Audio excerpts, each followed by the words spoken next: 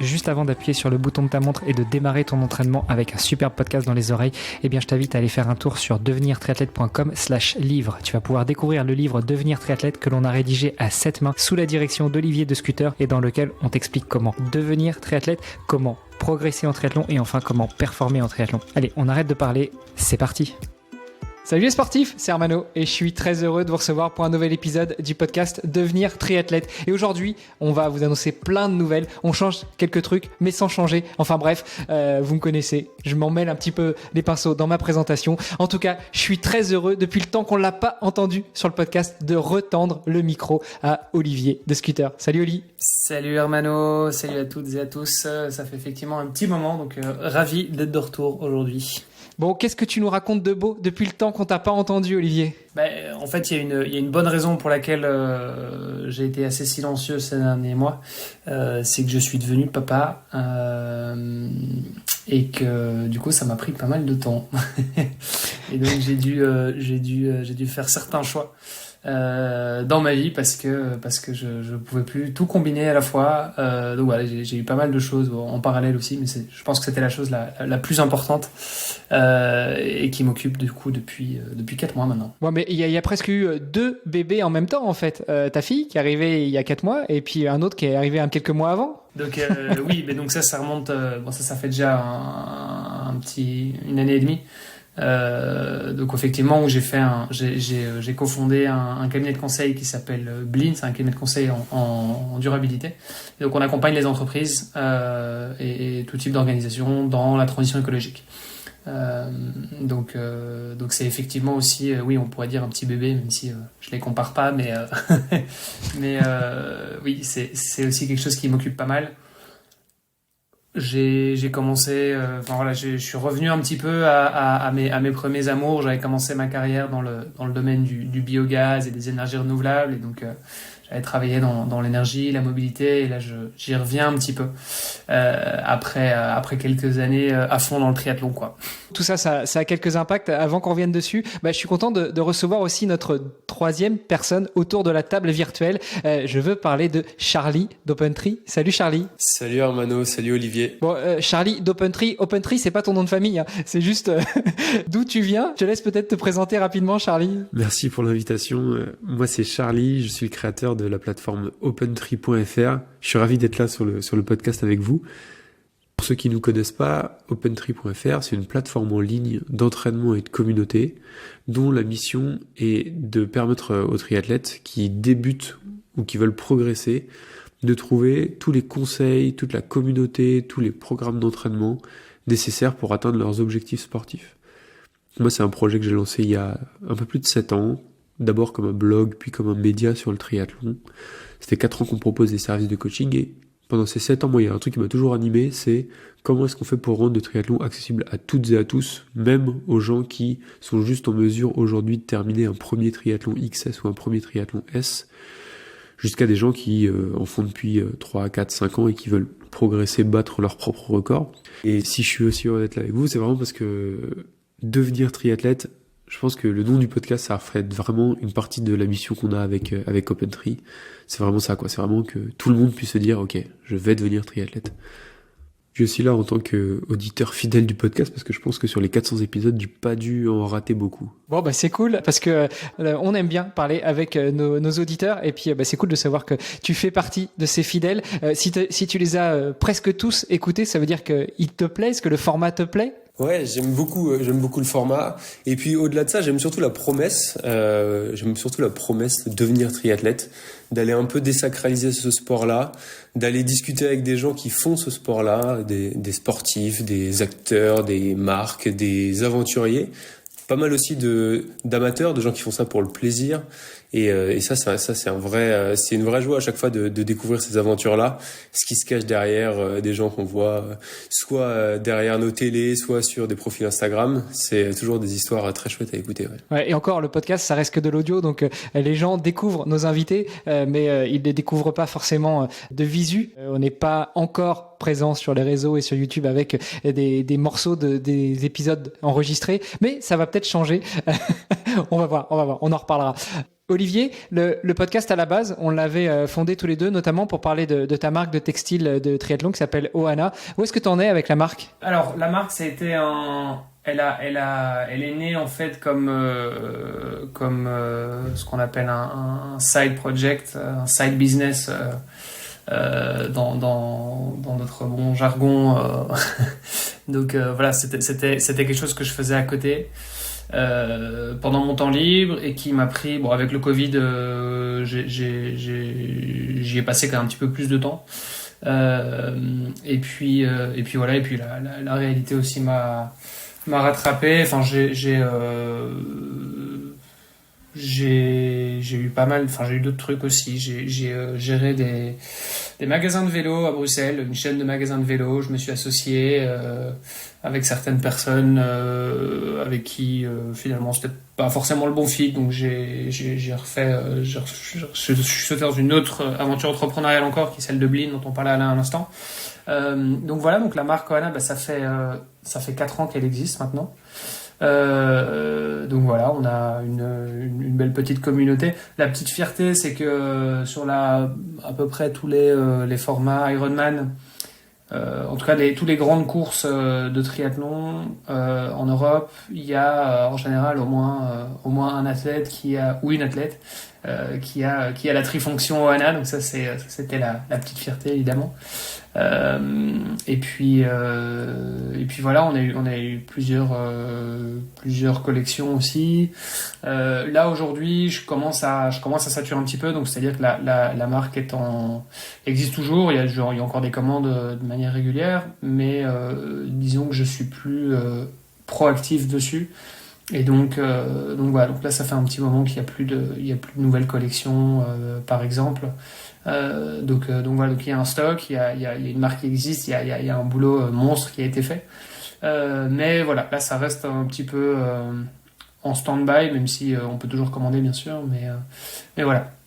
Donc j'aimerais bien, c'est parce que j'ai 24 heures dans une journée et que j'ai une autre boîte à gérer aussi sur le côté, et donc voilà, donc il fallait faire des choix. Mais voilà, après si je trouve quelqu'un qui veut reprendre et qui veut se lancer dans l'aventure e-commerce, textile, triathlon, qui me contacte, voilà, avec grand plaisir. La porte est ouverte. Donc voilà, donc la marque va continuer d'exister et on verra à quel point est-ce qu'elle se développe, vite ou non. Voilà, pour l'instant ça reste une petite marque locale qui est appréciée. J'ai eu des très bons retours au niveau des produits, donc voilà, pour moi c'était le principal. Et puis j'ai avant tout créé la marque parce que je ne trouvais pas mon compte moi-même. Je trouvais pas de trifonction à mon goût, donc c'est comme ça que ça a démarré. Donc j'étais déjà très content de pouvoir m'équiper moi-même, et puis d'avoir pu en faire profiter quelques personnes aussi autour de moi.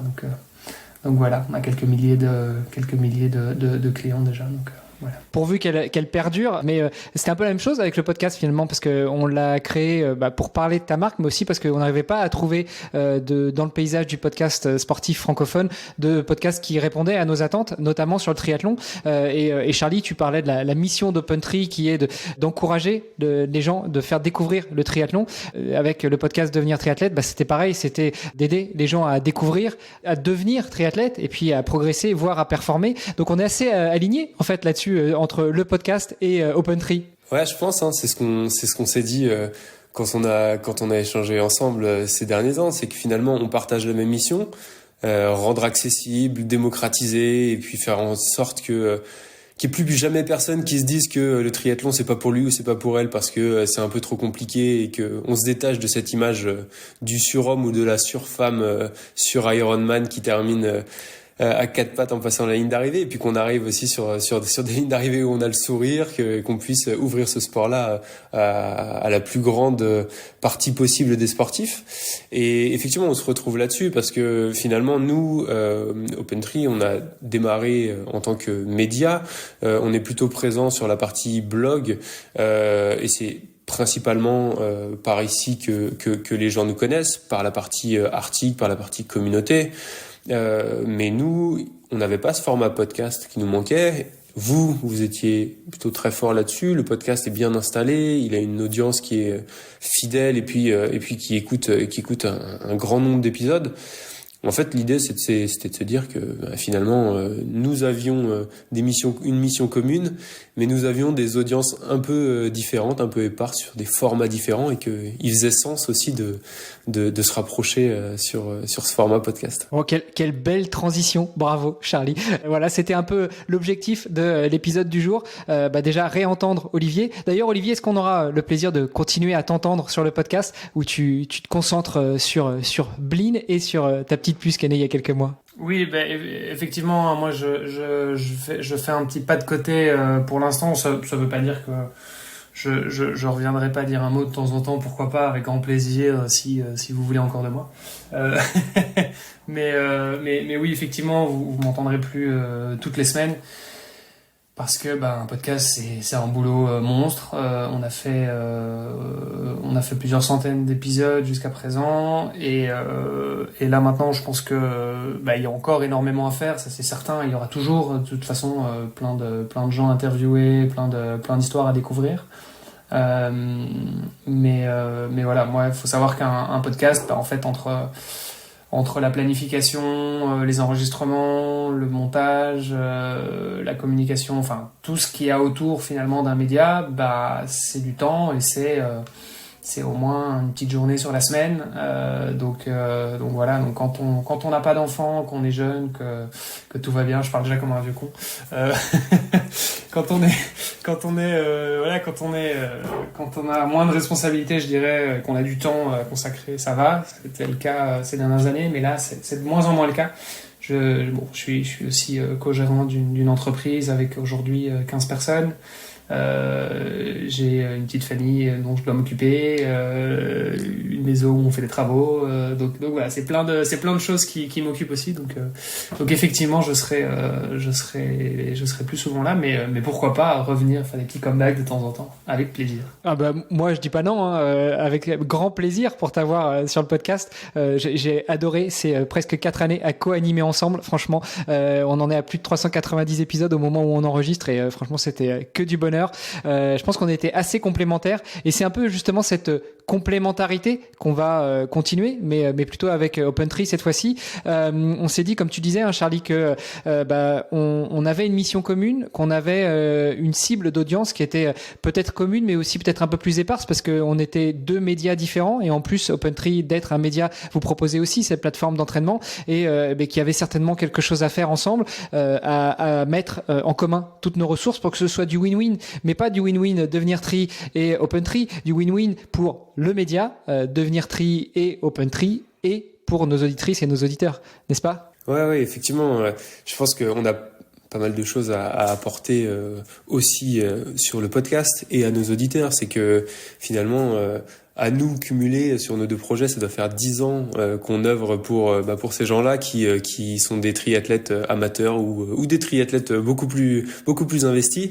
Et finalement, le podcast du côté de Devenir Triathlète, ou les articles de blog, la communauté, les plans d'entraînement côté OpenTree, finalement, ils se retrouvent autour de cette même mission, et on va pouvoir, je l'espère, aller dans le sens de cette synergie où on va créer un écosystème où le triathlète qui est auditeur de devenir triathlète pourra aller chercher aussi d'autres conseils, d'autres services qui soient complémentaires à l'écoute du podcast. Ouais. Bon, alors du coup, qu'est-ce qui change? Je disais en intro, je me suis un peu emmêlé les pinceaux en disant que des choses allaient changer, mais en même temps rien n'allait changer. Qu'est-ce qui change côté OpenTree et côté Devenir Triathlète? Alors, côté OpenTree, nous on est très heureux de venir en collaboration avec Devenir Triathlète. Franchement, je pense que les auditeurs font ce constat là aussi. Il y a pas beaucoup de podcasts sur le triathlon aujourd'hui en France. Et clairement, nous, c'est un vrai plaisir de venir partager cette mission-là avec l'un des plus gros podcasts triathlon en France. Je crois toujours le numéro 1 sur le classement Apple, si je dis pas de bêtises, à date d'aujourd'hui. Faudra vérifier, parce que c'est vrai que récemment, j'ai vu 2-3 nouveaux podcasts qui ont débarqué, donc faudra vérifier. Mais c'est vrai qu'à l'époque, en tout cas, on était les premiers. Je sais pas, au niveau des écoutes aujourd'hui, il faudra vérifier. En tout cas, un des plus visibles, c'est certain. Et du coup, nous, on est heureux de pouvoir aussi relayer ce que fait devenir triathlète auprès de notre communauté existante. Et puis, de venir aider, épauler à la communication, à la mise en avant de ce podcast, de ce format podcast qui est un format hyper riche, très long, dans lequel on entre en détail et sur lequel il y a des vraies histoires dans lesquelles se laisser embarquer. Donc nous, on est très contents de notre côté de venir épouser ce nouveau format-là avec tout le savoir-faire que vous avez mis en œuvre, Hermano, Olivier, toute la communauté que vous avez constituée aussi, et de pouvoir venir, comme je disais, pour l'auditeur et l'auditrice, venir proposer encore plus de contenu, encore plus de services que ce qu'on pouvait faire jusqu'ici, chacun de notre côté. Ouais, et puis Olivier le rappelait tout à l'heure, produire un podcast, c'est pas juste parler dans un micro. Au-delà des compétences qu'il faut avoir pour parler dans le micro et pour interviewer des triathlètes amateurs ou même beaucoup plus éclairés, beaucoup plus investis, beaucoup plus professionnels, comme tu le disais, il y a aussi un gros travail avant pour sourcer des invités, pour aller chercher des invités, pour échanger avec les invités, pour booker les rendez-vous, pour créer un peu la trame de l'épisode, et puis après pour enregistrer cet épisode, et puis après il faut le monter, et puis après il faut communiquer là-dessus. Et c'est vrai que vous serez un peu dans l'ombre, c'est-à-dire vous allez nous épauler sur toute la partie communication, sur la partie sourcing aussi des invités, et puis pas tant que ça, parce que vous allez aussi parfois prendre le rôle de co-animateur avec moi, j'espère avec toi, j'espère avec Hugo, j'espère avec d'autres. En tout cas, vous allez pouvoir contribuer aussi activement et être dans la lumière du podcast Devenir triathlète. Ouais, avec grand plaisir pour ça. Franchement, c'est un format, encore une fois, qui nous plaît bien, sur lequel il y a vraiment des choses à aller faire raconter à nos invités. Donc ce sera avec plaisir pour venir t'épauler, Hermano, dans les interviews, et espérons-le les rendre encore plus intéressantes avec deux animateurs. Écoute, ce sera avec plaisir. Sur la partie communication, on l'a dit, vous allez nous aider, enfin vous allez surtout m'aider moi, parce que moi c'est mon gros problème, je sais pas faire. Olivier, c'est ça d'une main de maître, et donc pour nos auditrices et nos auditeurs, vous allez peut-être nous voir un petit peu plus présents déjà sur les réseaux qu'on a actuellement, LinkedIn, Facebook, Instagram. Facebook, c'est le groupe privé d'ailleurs, parce que oui, on aime bien créer une petite communauté où on est entre nous, on modère, on fait attention à qui rentre, qui vient dire quoi, de manière à ce que ce soit quelque chose de très sympathique, sincère, voilà, comme quand on est sur une course de triathlon. Il y a parfois des arbitres, mais finalement l'objectif c'est pas d'être embêtant, c'est que tout se passe bien pour tout le monde. Donc voilà, vous nous verrez toujours avec ces posts habituels hebdomadaires pour présenter l'épisode, et puis peut-être plein d'autres choses qui vont arriver, un petit peu plus de posts un peu plus complets, voire des posts qui vont relayer des articles que vous reprendrez sur le blog OpenTree, qui reprendront certains de nos épisodes. Et puis on va peut-être essayer aussi de faire des choses en vidéo, des petits shorts ou des choses comme ça pour attiser encore plus, et puis donner envie à nos auditrices et à nos auditeurs de partager nos petits contenus pour aller chercher d'autres auditrices et auditeurs, non ? Ouais, je pense que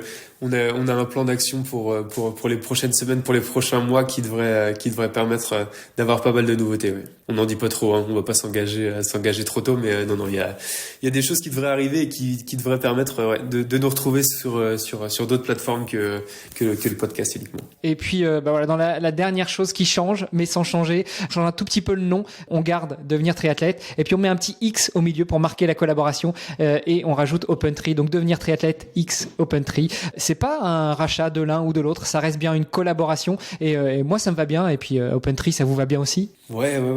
L'idée c'est clairement pas de venir bousculer quoi que ce soit qui existe aujourd'hui. Enfin, ce que vous avez monté tous les deux, Olivier et Hermano, alors comme vous le disiez, c'est beaucoup de travail, mais c'est aussi une belle réussite.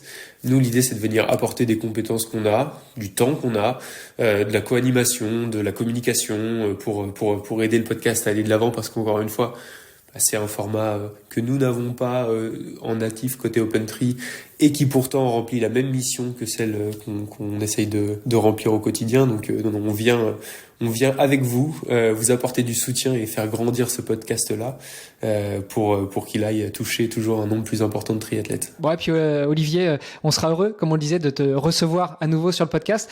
Toi, de ton côté, tu continues quand même le triathlon ? Tu t'es quand même fixé des objectifs, ou pour l'instant, t'as laissé ça un petit peu en suspens cette année ?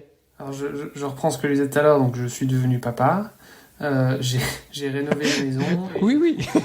Mais c'est de l'entraînement croisé, ça. J'ai monté une nouvelle boîte, donc non, malheureusement, J'ai fait le semi Ironman à Knock en Belgique au mois de septembre 2023. Donc voilà, c'était alors à moitié préparé, je dois l'avouer, parce que voilà, j'étais déjà bien pris, mais j'avoue que depuis j'ai un petit peu levé le pied. Et du coup j'essaye de reprendre petit à petit, mais c'est pas beau à voir. C'est pas beau à voir, c'est du marche-cours pendant 15 minutes, et puis je rentre à la maison, j'ai mal au dos. Donc non, mais ça, c'est quand tu cours après le bus, c'est ça, non? Faire ce que j'ai fait dans le passé. Mon kiné, qui est un très bon ami, me dit non mais t'inquiète pas, ça revient très vite. Donc voilà, maintenant c'est vrai que c'est parfois un peu difficile, hein, moralement, quand tu sais ce que tu as été capable de faire dans le passé, bon, à mon humble niveau, mais quand même, et là où j'en suis là maintenant, donc voilà, donc j'espère que 2024 de toute façon ce sera pas ma grande saison, ça c'est certain, mais j'espère un petit comeback quand même l'année prochaine. En 2025. Bon, alors je te rassure, hein, le podcast, ça s'oublie encore moins que le corps n'oublie les gestes pour le triathlon. Donc tu seras toujours le bienvenu, hein, et puis t'auras pas oublié. Il faudrait que j'ai des trucs à raconter, parce que là, pour l'instant, niveau triathlon, c'est pas foufou. Bon, messieurs, on aura fait un épisode un peu plus court que d'habitude, même beaucoup plus court, mais l'idée, c'était de faire cette petite annonce. Ce qu'on peut peut-être faire, c'est inviter nos auditrices, nos auditeurs, nos lectrices, nos lecteurs, pour le blog d'OpenTree, à nous dire ce que vous en pensez, et puis peut-être nous aider aussi à construire la suite du planning éditorial. Est-ce que vous voulez plus d'amateurs? Est-ce que vous voulez plus de triathlètes élites? Est-ce que vous voulez plus de sujets de fond? Est-ce que vous voulez plus d'études? Est-ce que vous voulez qu'on rentre plus dans la science de l'entraînement, et en particulier du triathlon? Enfin voilà, n'hésitez pas à revenir vers nous, que ce soit sur les réseaux sociaux ou via OpenTree. Mais la première personne à qui on peut peut-être poser la question aussi, c'est Charlie, vu que tu étais toi-même auditeur. Est-ce qu'il y a des épisodes qui t'ont plus marqué que d'autres? Il y a des sujets qui t'ont plus attiré que d'autres? J'ai beaucoup aimé le mix entre des sujets parfois assez pointus sur la science de l'entraînement et des histoires beaucoup plus presque lyriques, hein, sur des aventures, sur de l'ultra endurance, sur des choses qui sont beaucoup plus dans les plongées très personnelles, sur des parcours de vie un peu particuliers. Non, moi ce que j'aime dans le podcast, c'est ça, quoi, c'est que on va être capable à la fois de parler de sciences d'entraînement, de points hyper précis, et l'épisode d'après de se laisser embarquer dans une aventure très personnelle. Donc on va continuer clairement à écouter ce que les auditeurs nous suggèrent comme idée, mais on va continuer en tout cas à faire avancer le podcast avec Armano. Et l'idée, c'est vraiment celui-ci, quoi. C'est vraiment de vous écouter pour vous fournir le contenu que vous voulez entendre, et puis de continuer à aller chercher de nouveaux et de nouvelles triathlètes. Et toi, Charlie, t'as des sujets de prédilection, des trucs ou quoi? Je sais pas, l'alimentation, la technique, la mécanique. Le positionnement, le vrai sujet sur lequel OpenTree a grandi et moi qui me tient à cœur, c'est vraiment tout ce qui touche aux gens qui débutent et veulent progresser. C'est pour ça tout à l'heure que je vous disais que le nom devenir triathlète, il me parle beaucoup et il me plaît beaucoup. C'est que c'est vraiment la mission que nous on a depuis 7 ans avec OpenTree. C'est ça, on veut que les gens se disent mais moi aussi je peux devenir triathlète. Donc il y a un vrai truc à défendre là-dessus, parce que c'est trop peu traité, parce que c'est encore très inaccessible pour certains. C'est-à-dire qu'en fait, oui, il y a une place pour apporter des conseils, mais des conseils basiques que nous, après quelques années de triathlon, avons presque intégrés naturellement, et pensons que c'est intégré chez tout le monde, mais des choses qui sont des conseils pour une première course, des conseils pour commencer à s'équiper, ce genre de choses. S'il y a bien un truc qui est dans notre ADN, et moi qui me tient à cœur, c'est celui-ci. C'est vraiment d'aller démocratiser, donner les premiers conseils, donner les premières trames d'entraînement pour accompagner les gens qui débutent ou qui ont 1, 2, 3, 4 ans d'expérience et qui veulent progresser à leur niveau. Hasard de l'enregistrement ou pas, la semaine où on est en train de se parler, on a diffusé l'épisode avec Stéphanie Trébuc, qui est une femme qui a découvert le triathlon à presque 30 ans.